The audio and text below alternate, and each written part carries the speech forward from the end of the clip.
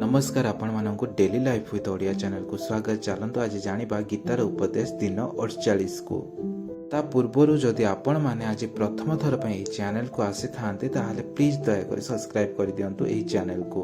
मनीष सबुबेले चाहे से किपरि भाबरे प्रसन्न रहिबो।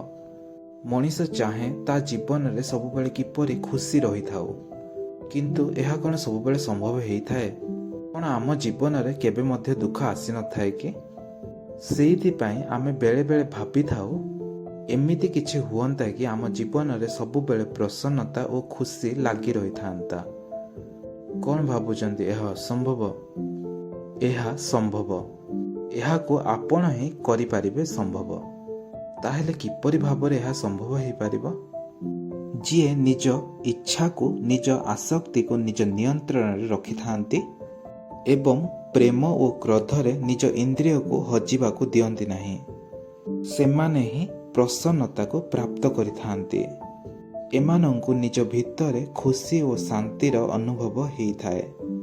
एही जो सबु आनंद, खुशी, शांति आमको बाहर मिली न थाए, एहा तो आम भितरे रही थाए, किंतु आमे सर्वदा एहा को बाहर ही खोजी थाउ।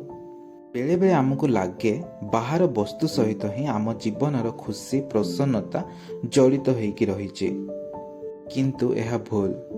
आम जीवनर खुशी जड़ित होई रहिछि आम इच्छा उपरे। गोटे छोट उदाहरण नेबा। बेले बेले आमे बहुत आशा रखी किछि कार्य करू, किंतु कर्म फल रे आमको किछि मध्य मिली न थाए, जहा फल रे आम मन दुखित होई पड़ी थाए। सेथिपाई तो कुहा जाए जे निज इच्छा को निज नियंत्रण रख। आज गीतार उपदेश सेतिके रहुछि। नमस्कार।